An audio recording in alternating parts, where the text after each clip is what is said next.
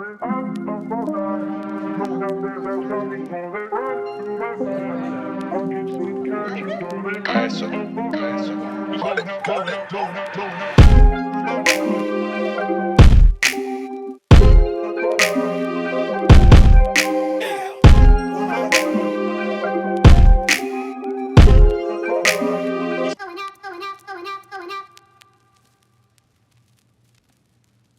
is a table full of winners. What would you say is the one thing that unites you all here today?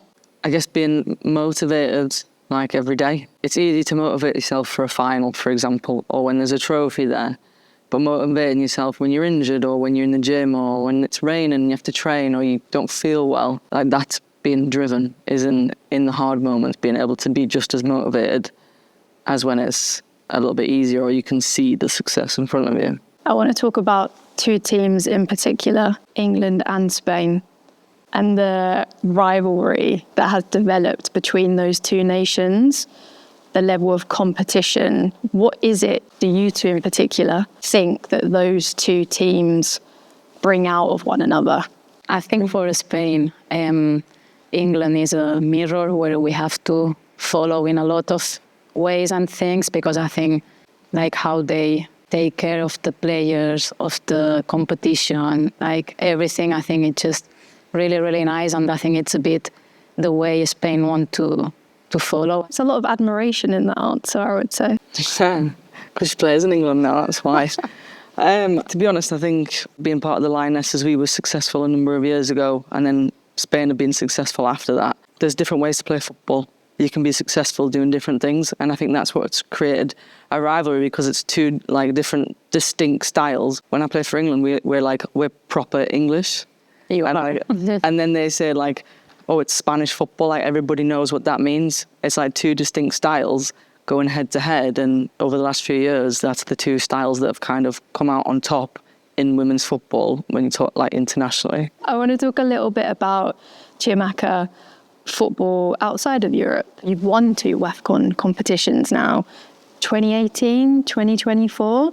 I want to learn a little bit about that experience for you and maybe how much that tournament has changed between those kind of years. To be very honest, it has really changed a lot. You know, back then in 2018, when you come to the stadium, it wasn't filled up. Some of the pitches are not well built, but right now, the stadium are filled, sold out, you know.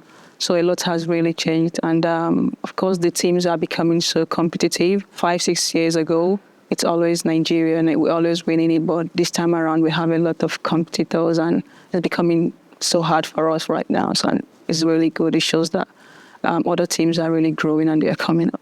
I always really look forward to like seeing the atmosphere of AFCON and WAFCON tournaments and like the celebration of culture and the music and the noise and just like the fan engagement. Like, what is that like to experience firsthand? It's a very good one to experience because in Africa, we are people who care so much about cultures. And whenever we are coming to the stadium, we always try to bring the vibe in, the dancing, you know. Yeah, that signifies where we came from. It's something we are very proud of, and I hope we continue to do that. Lucy, I'd be really interested to know, actually, when you see these names like Chiamaka or like Barbara Banda, how excited does that make you in terms of like the growth of women's football and where that's going? Yeah, it's so exciting, and it's funny because me and Mariona are smiling there because Assie Sat is like who we've played with at Barca, and I remember seeing Assie Sat like come onto the stage, and she was like this huge prodigy that came out of Africa, and everybody was so excited, and I watched not even just Nigeria but so much of Africa like celebrate her because they were so proud. And now it's not just one player, and I think it's amazing to see that we can just celebrate more players from different places and different backgrounds. I think that's one of the great connections of the women's game especially, is that we're so proud to celebrate our own, as in our own players, and help each other and lift each other up. Seeing so many players come out of Africa and be huge stars, even like in Europe and in the Champions League or in America, it's just amazing. We're seeing a lot of personalities in women's football now. And I think what's really cool to see is that we've got players who are like very keen to wind up the opposition, like celebrate in kind of like the opposition's home end. In England, we call it shithousery. and we're seeing more of that edge, more of that competitive nature in the women's game. Is that something that you want to see more of? And also, you're smiling. Are you thinking of someone in particular? No. Not her. Are you sure? No, not me. I wouldn't. But no, yeah, I think it's really good. You see it in the men's team, a lot of things. Like every goal, they celebrate with their own celebrations, and we didn't do that for a long time, but I think it's coming more and more, and I think it's really good to have that too. You saw Chloe Kelly in England, and if you see interviews of little boys now, they say the name Chloe Kelly with the celebration instead of Cole Palmer, so I think it's really good to have that.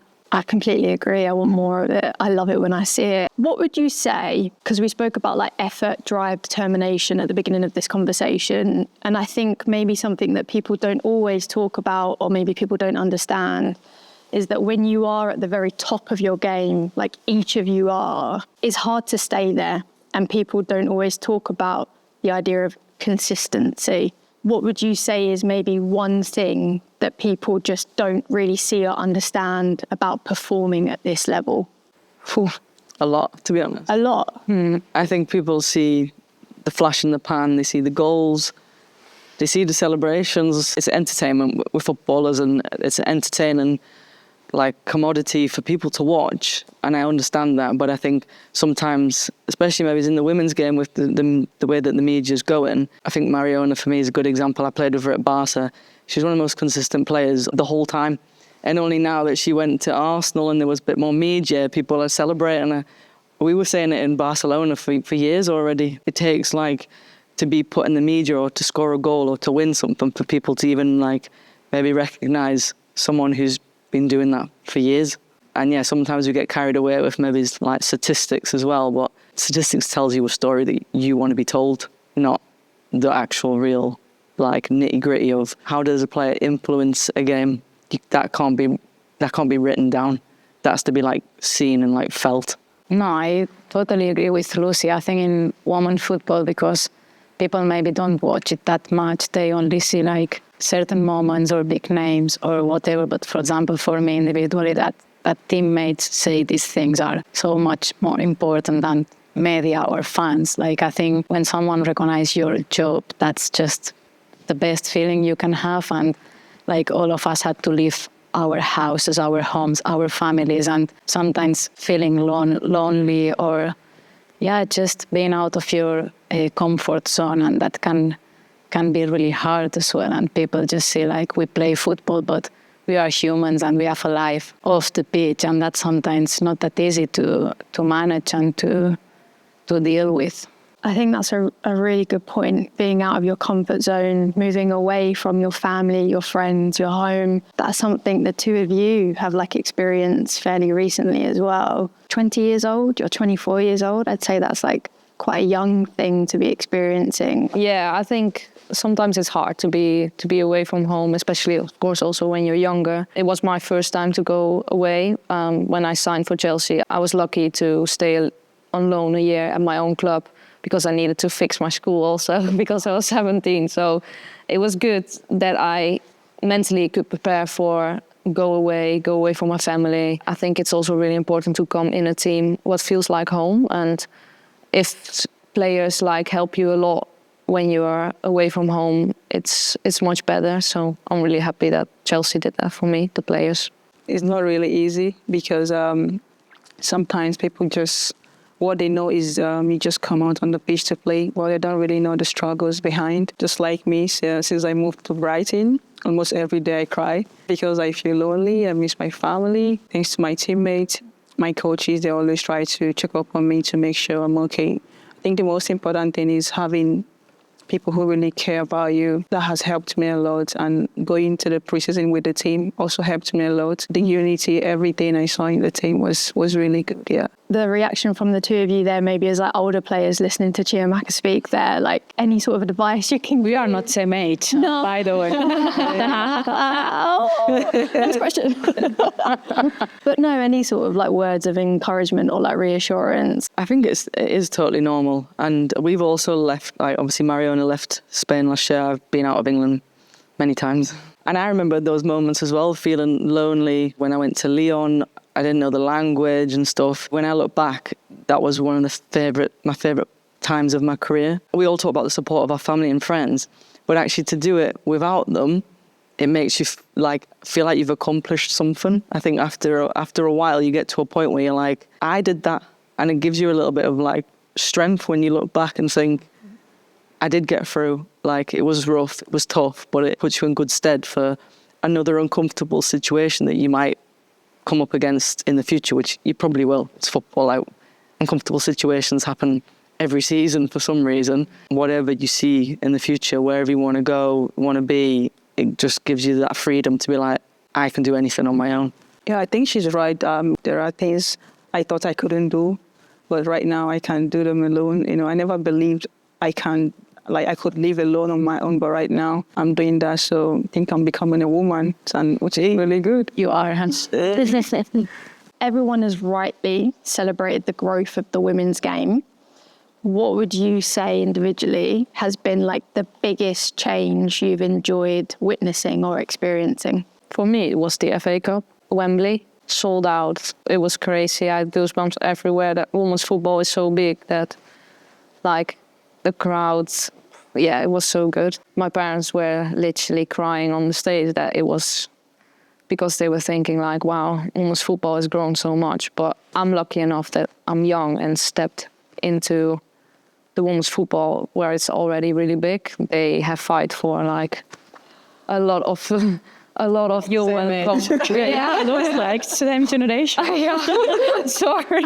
That's why. No, but for like, they played maybe for, in the beginning for, I don't know, 2 people, and now they're playing for families. Yeah, families. Because of them, I think we are lucky enough to play already for these big crowds. So yeah. What have you got to say to that? Welcome.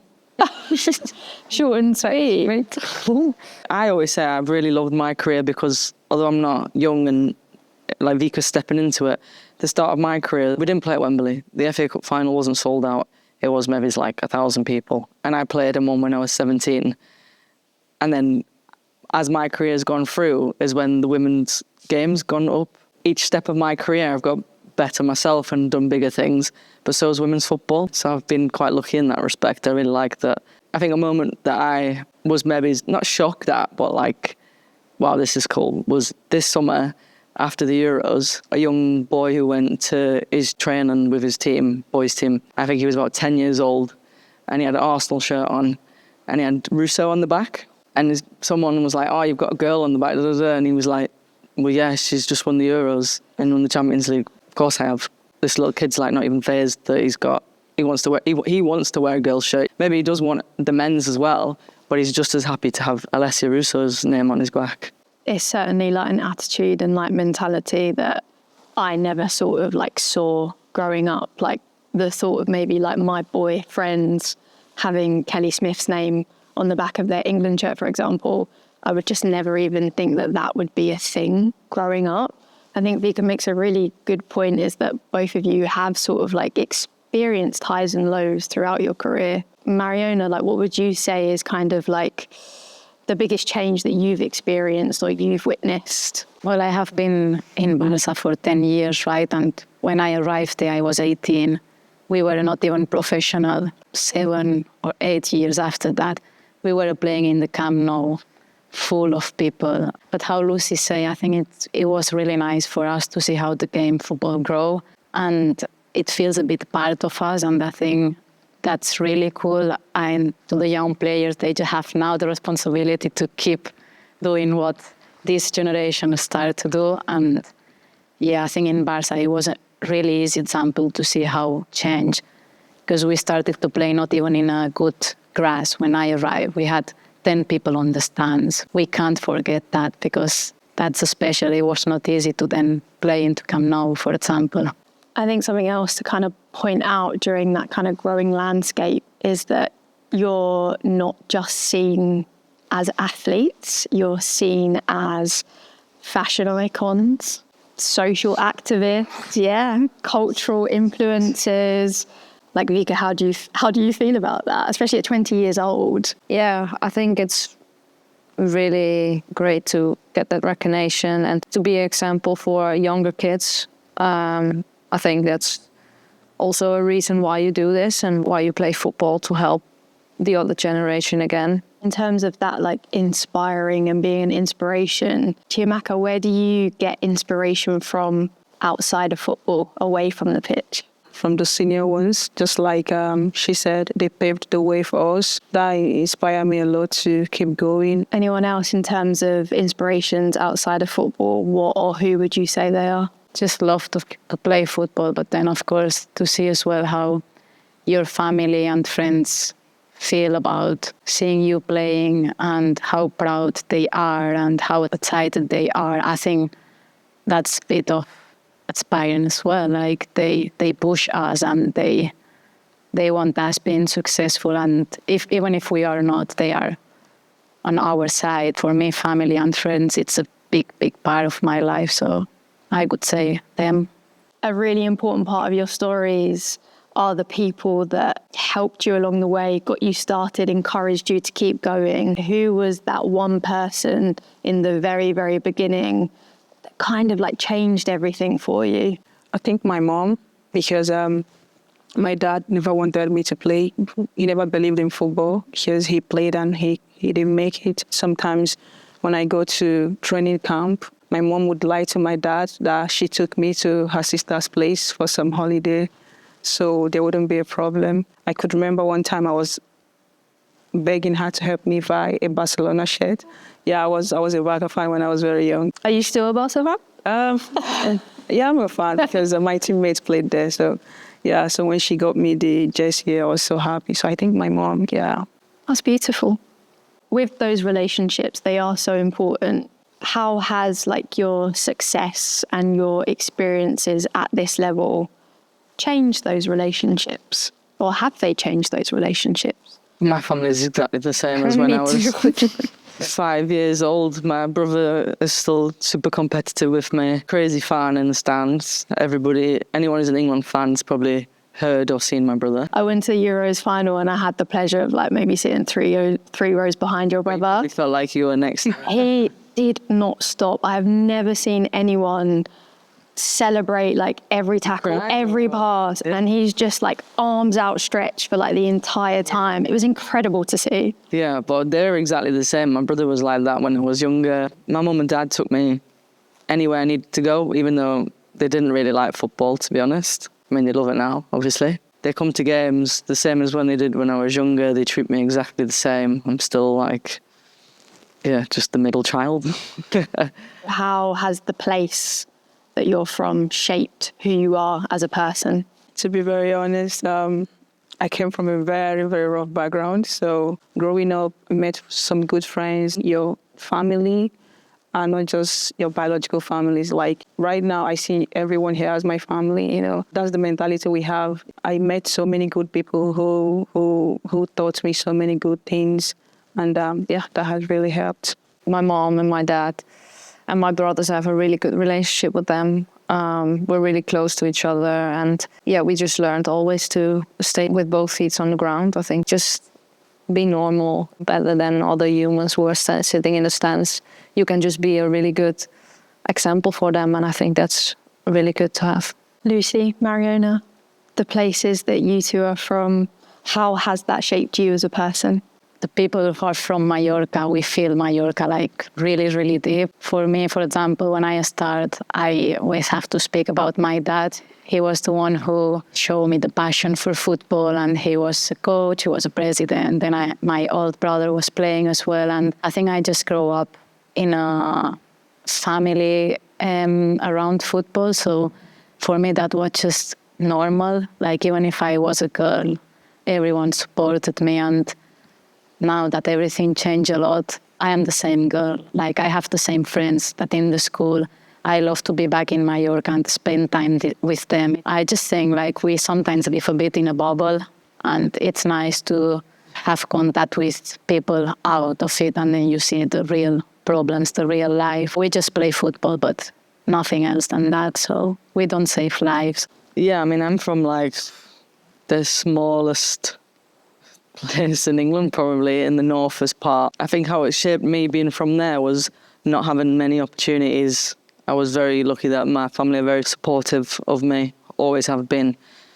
like, didn't come from a lot of money or anything like that. But my mum and my dad, they worked tirelessly to make sure that myself and my siblings had every opportunity they could ever dream of. Sometimes we don't realise how lucky we are to have the things that we are. Like I said, being in the Euros, and people saying, "Oh, it's your 7th major tournament," and I'm like, I am ridiculously fortunate to have gone to 7, because some people don't even get to 1, or they get to 1 and then they keep getting injured. Like, the opportunities that we get, we're so fortunate, and it's like so amazing to be a part of. And I think coming from where I've come from, where there wasn't opportunities, there wasn't a lot of people, but just having the sport around me, and any opportunity, it was like jump into it wholeheartedly and like work your hardest. And I think that's something I've took throughout my career, whether it's been going to Lyon, going to Barca, coming back to England. Like, I just take it with 2 hands and just think you just never know when it's going to end, so just enjoy it as long as possible.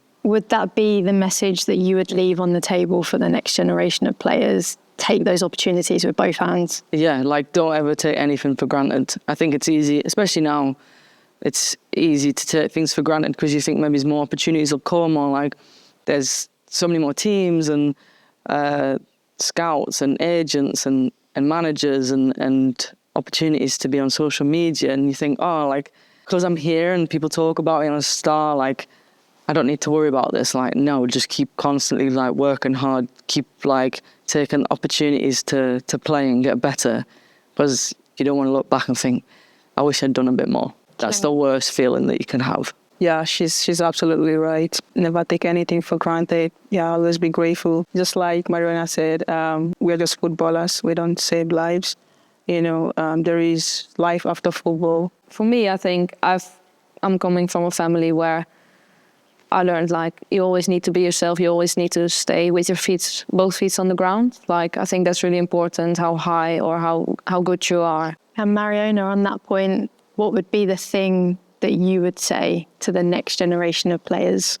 Well, that first of all, enjoy it, because it was not like that before. It was a lot of people before us fighting for that. So then it's a bit as well the responsibility of keep going like that way. I think women's football is special, and I couldn't like if it will turn exactly like men's football. So that's a special thing we have, that we fight for something in common and we want the best for our mates and stuff. Just keep that spirit and just take care of the women's football, because it was a lot of work from a lot of people to be today here.